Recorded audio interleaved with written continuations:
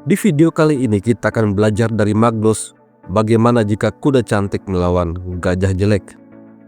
Apa itu kuda cantik dan apa itu gajah jelek? Kita mulai langsung permainannya. Magnus awalnya membuka dengan D4. Aronian mengembangkan kuda F6. Setelah C4, E6. Aronian mempersiapkan Nimzo Indian Defense. Namun demikian, Magnus tidak mengembangkan kuda C3. Dia mengembangkan kuda F3, menawarkan Aronian untuk bermain Bogo Indian Defense. Akan tetapi, Aronian memilih untuk mendorong B6. Dengan demikian, permainan bertransposisi menjadi Queen's Indian Defense. Setelah A3 langkah profilaksis untuk mencegah gajah, maka gajah B7. Kuda C3, D5.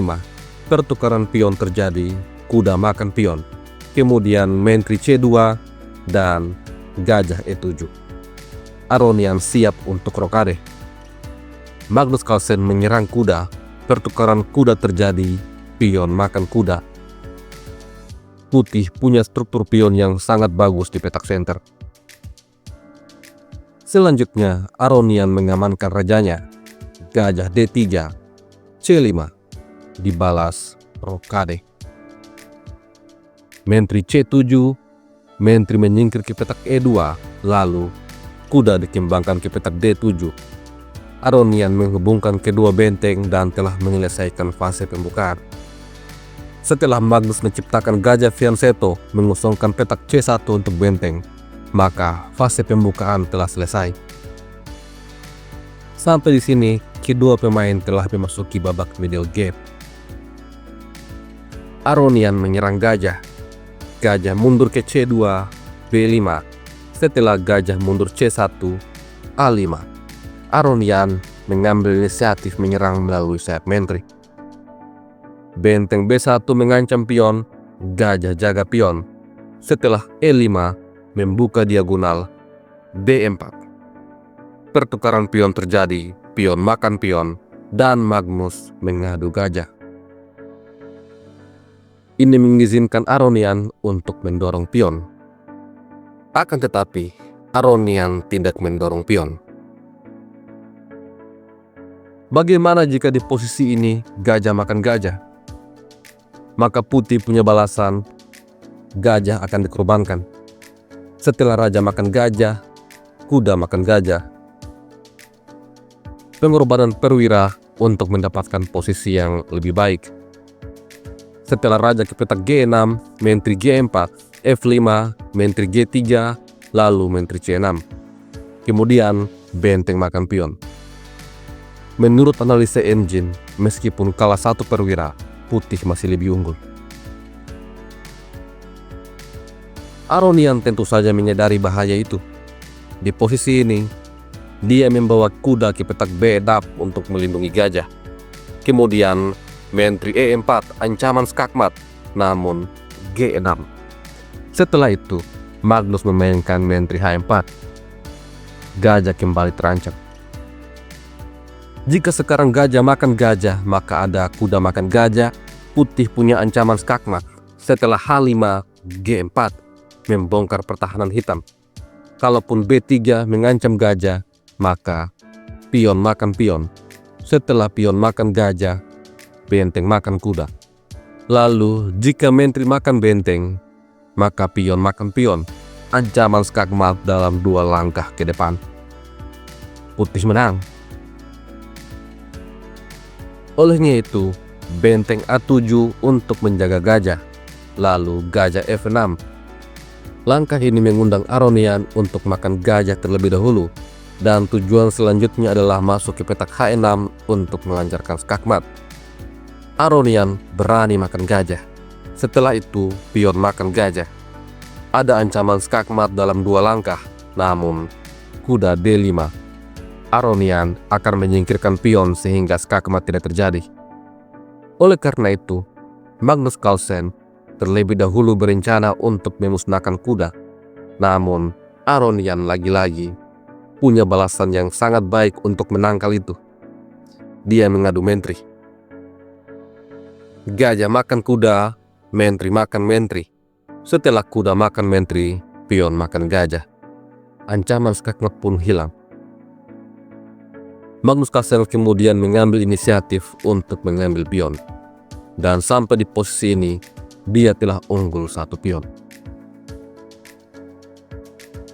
Selanjutnya, gajah mundur ke petak C8, benteng B6, dan benteng menyerang pion. Benteng menjaga pion, dan disinilah Aronian meletakkan gajahnya di petak E6. Inilah yang disebut dengan gajah jelek. Perwira seharusnya aktif menyerang, bukan makan gaji buta. Di posisi ini, gajah Aronian hanya berperan sebagai pion, tetapi lebih besar dan lebih tinggi. Sedangkan kuda Magnus adalah kuda cantik yang sangat aktif. Oleh karena itu, Magnus mulai membuat kudanya aktif. Kuda F3, benteng A8, dan H4. Setelah H6, kuda E5. Langkah ini bukan untuk kombinasi pion, tetapi untuk sentralisasi kuda. Benteng diadu, benteng makan benteng, benteng makan benteng skak, raja lari ke petak H2. Setelah itu, benteng menyerang pion. Di posisi ini, pecatur biasa mungkin akan panik dan akan memainkan kombinasi kuda makan pion. Setelah pion makan kuda, benteng makan gajah. Namun, benteng tetap makan pion dan menciptakan pion bebas. Posisi ini masih seimbang.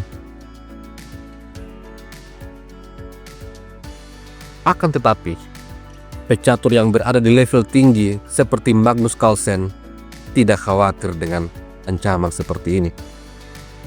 Di posisi ini, Magnus memainkan benteng B8, skak.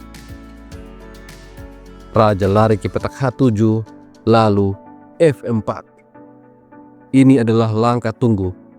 Langkah yang sulit terpikirkan di level biasa. Magnus dengan sengaja membiarkan Aronian untuk makan pion.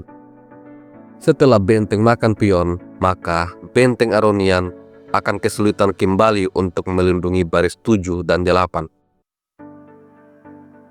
Di posisi ini, Magnus Carlsen kembali memberikan pion gratis. Jika sekarang benteng kembali ke petak A3 dengan maksud untuk melindungi baris ke-7, maka pion makan pion skak. Setelah pion makan pion, benteng B7 skak. Posisi ini adalah skakmat dalam 10 langkah. Dan jika Aronian coba untuk mengadu benteng, maka pion makan pion skak. Setelah pion makan pion, benteng E8 menyerang gajah. Putih tetap unggul.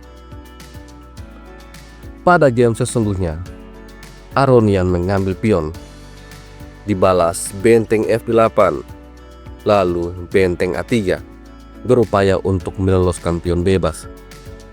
Setelah itu, F5, gajah terusir dari penjagaannya pada pion. Gajah makan pion, benteng makan pion, skak. Setelah raja ke petak G8, benteng G7, skak. Raja F8, lalu benteng B7. Ancaman skakmat di langkah selanjutnya. Oleh karena itu, benteng harus mundur menjaga pertahanan. Lalu, raja mulai mendekat. Benteng D8, raja F4, gajah E4, G3.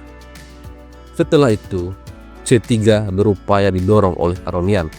Namun, benteng F7, skak. Setelah raja ke petak G8, benteng G7 kembali skak. Raja F8, lalu kuda D7. Tentu saja, jika raja lari, maka skakmat akan terjadi. Oleh karena itu, benteng terpaksa makan kuda, lalu benteng makan benteng. Aronian pun menyerah. Karena sebentar lagi Magnus akan mendapatkan pion bebasnya, dan Magnus juga bisa membawa rajanya masuk untuk mengancam skakmat. Sebuah rencana yang sangat matang dari Magnus bagaimana cara memanfaatkan kuda yang cantik melawan gajah yang jelek. Sampai jumpa lagi pada video selanjutnya. Salam Gens Lunasumus.